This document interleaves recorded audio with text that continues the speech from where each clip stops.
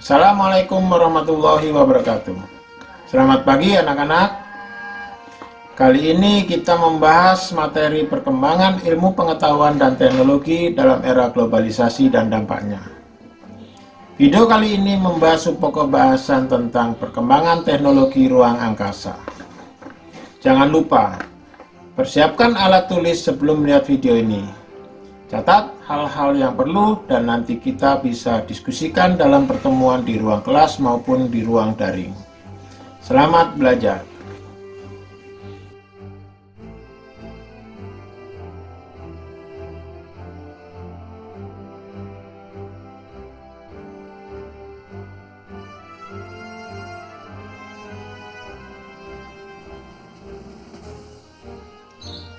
Memasuki era abad ke-20, kemajuan di bidang ilmu pengetahuan dan teknologi telah membawa umat manusia menuju perjalanan antariksa yang mempesona.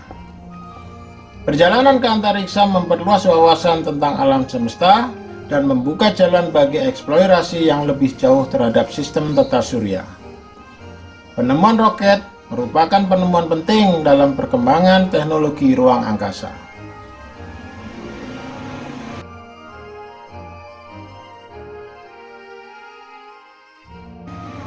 Asal mula ditemukannya roket. Roket pertama kali dibuat di Cina tahun 1226. Pada mulanya, roket di Cina digunakan sebagai kembang api atau petasan untuk perayaan-perayaan tradisional. Pada masa perang, roket atau petasan digunakan sebagai senjata. Pada masa Kekaisaran Mongol menguasai Cina, roket atau petasan dimodifikasi menjadi senjata yang mirip rudal. Lewat jalur perdagangan, pengetahuan tentang pembuatan roket menyebar ke India hingga ke Eropa.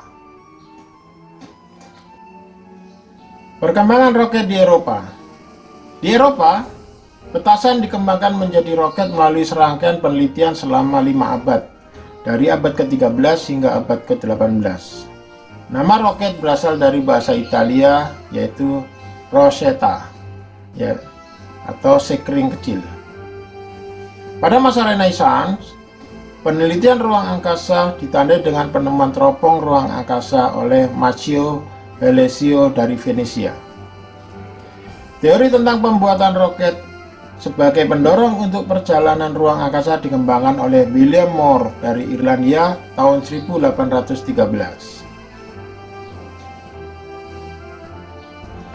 Perkembangan roket pada abad ke-20.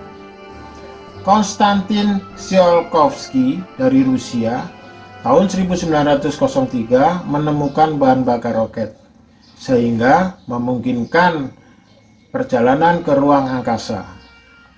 Tahun 1927, Uni Soviet dipelopori oleh Yuri Kondratyuk menemukan mesin antigravitasi pertama. Tahun 1914, Robert H. Goddard dari Amerika Serikat berhasil menciptakan roket dengan kecepatan tinggi. Tahun 1926, Robert H. Goddard berhasil meluncurkan roket pertama. Hermann Olbert dari Jerman tahun 1929 membuat roket untuk mainan anak-anak. Baru pada tahun 1931, Republik Weimar, tempat Olbert tinggal, berhasil menciptakan roket untuk militer. Werner von Braun, ilmuwan Jerman yang direkrut Hitler, berhasil mengembangkan misil V2, sebuah peluru kendali dengan teknologi roket pada masa Perang Dunia Kedua. Setelah Perang Dunia Kedua berakhir, dengan kekalahan Jerman, ternyata di dunia tidak menjadi aman karena terjadi persaingan yang sengit antara Amerika Serikat dan Uni Soviet. Persaingan ini bukan hanya persaingan militer saja, tapi juga persaingan ini juga sampai kepada persaingan untuk menguasai ruang angkasa. Kita lihat persaingan antara Amerika Serikat dan Uni Soviet di ruang angkasa. Perkembangan teknologi ruang angkasa setelah Perang Dunia Kedua. Perang Dunia Kedua berakhir dengan kekalahan pihak Jerman. maka semua penemuan roket Jerman jatuh ke tangan Amerika Serikat dan Uni Soviet. Pelopor teknologi roket Jerman, Wernher von Braun, pindah ke Amerika Serikat untuk membantu mengembangkan teknologi roket untuk kepentingan penerbangan antariksa Amerika Serikat. Amerika Serikat dan Uni Soviet mengalami perkembangan yang sangat pesat dalam perkembangan teknologi roket.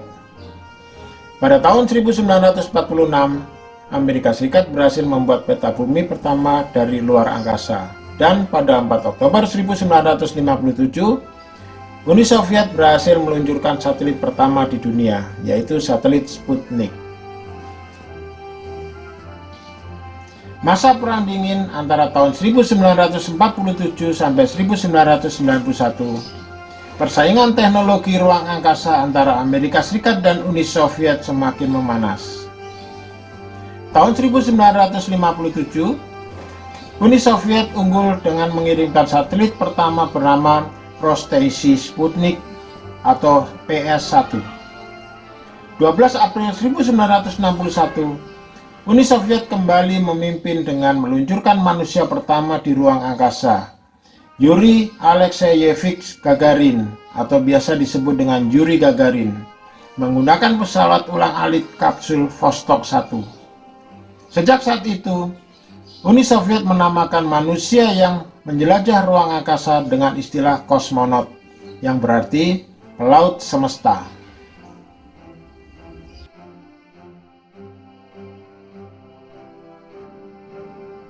Bulan Mei 1961, Amerika Serikat mengirimkan astronot pertamanya, Alan B. Shepard, ke ruang angkasa dengan pesawat ulang-alik kapsul Mercury 1.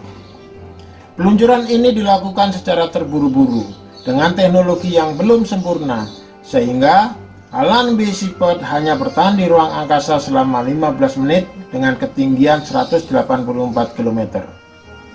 Pencapaian Amerika Serikat ini tertinggal jauh dengan Yuri Gagarin dari Uni Soviet yang mencatat waktu 108 menit dan ketinggian 301,4 km. Amerika Serikat menggunakan istilah astronot yang diambil dari bahasa Yunani yang berarti pelaut bintang.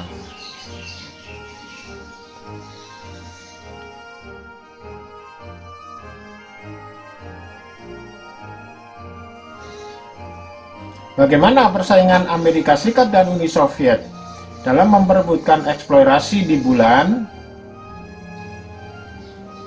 Tanggal 14 September 1959, Uni Soviet mengirimkan wahana tabrawak Lunik 2. Wahana tersebut tercatat sebagai wahana buatan manusia pertama yang berhasil mendarat di permukaan bulan.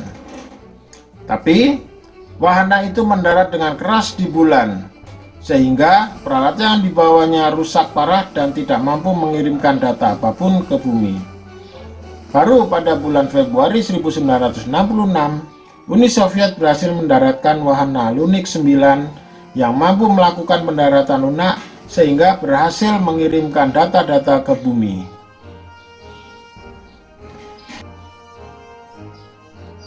Di Amerika Serikat, persaingan dimulai ketika Presiden John F. Kennedy menyetujui misi penerbangan mencapai bulan yang dikenal dengan program Apollo. Presiden Kennedy bertekad untuk mendaratkan manusia ke bulan sebelum abad ke-20 berakhir. Tahun 1967, sebuah wahana Amerika Serikat berhasil mengirimkan gambar televisi pertama dari permukaan bulan. Puncaknya terjadi 17 Juli 1969 ketika Neil Armstrong dan Edwin Aldrin berhasil mencatat sejarah dengan menjadi manusia pertama yang menginjakkan kaki di permukaan bulan melalui misi Apollo 11. Neil Armstrong juga berhasil mengirimkan pesan radio ke bumi.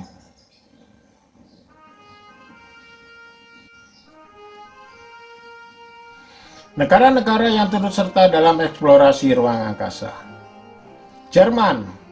Pada 8 November 1969, Jerman berhasil menerbangkan satelit Azur dengan menggunakan roket Scott B buatan Amerika Serikat. Prancis tahun 1957 berhasil merancang dan menerbangkan roket Veroviku. Tahun 1958, masa pemerintahan Presiden Charles de Gaulle, teknologi antariksa mendapat prioritas dan menjadi salah satu program pemerintah. Italia. Tahun 2004, Italia mencapai planet Saturnus. Tahun 2005, terdapat The Big Five dalam penjelajahan ruang angkasa, yaitu Rusia, RRC, Iran, Jerman, dan Prancis berhasil menjelajah keluar dari tata surya.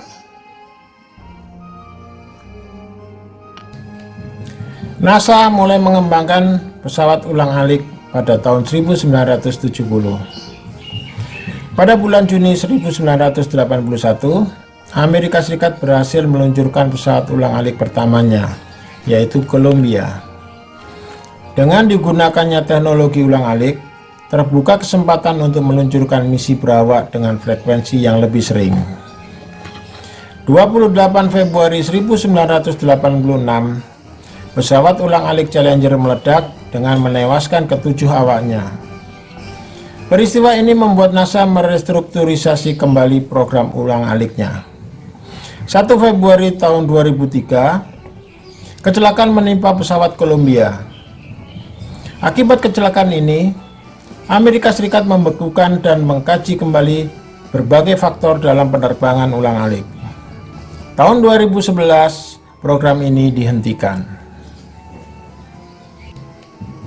NASA mulai mengembangkan pesawat ulang-alik pada tahun 1970. Pada bulan Juni 1981, Amerika Serikat berhasil meluncurkan pesawat ulang-alik pertamanya, yaitu Columbia. Dengan digunakannya teknologi ulang-alik, terbuka kesempatan untuk meluncurkan misi berawak dengan frekuensi yang lebih sering. 28 Februari 1986, pesawat ulang-alik Challenger meledak dengan menewaskan ketujuh awaknya. Peristiwa ini membuat NASA merestrukturisasi kembali program ulang-aliknya. 1 Februari tahun 2003, kecelakaan menimpa pesawat Columbia. Akibat kecelakaan ini, Amerika Serikat membekukan dan mengkaji kembali berbagai faktor dalam penerbangan ulang-alik. Tahun 2011, program ini dihentikan. Uni Soviet berusaha mengejar ketertinggalannya dari Amerika Serikat. Tahun 1988, Uni Soviet melakukan uji coba penerbangan tanpa awak pesawat ulang-aliknya yang diberi nama Buran, yang berarti badai gurun. Akan tetapi, karena krisis politik dan ekonomi menjelang bubarnya Uni Soviet membuat proyek Buran tersendat, bahkan terhenti sama sekali. Stasiun luar angkasa Mir milik Uni Soviet terpaksa ditutup tahun 2001 karena kurang biaya dan kondisi sudah tua. Pemanfaatan antariksa saat ini. Saat ini pemanfaatan ruang angkasa dilakukan atas dasar kerjasama, bukan lagi persaingan seperti awal mula dikembangkan. Kini Amerika Serikat dan Rusia bersama dengan negara-negara maju lainnya bahu-membahu mengembangkan stasiun ruang angkasa internasional atau International Space Station yang diharapkan menjadi pusat kegiatan eksplorasi antariksa lintas negara.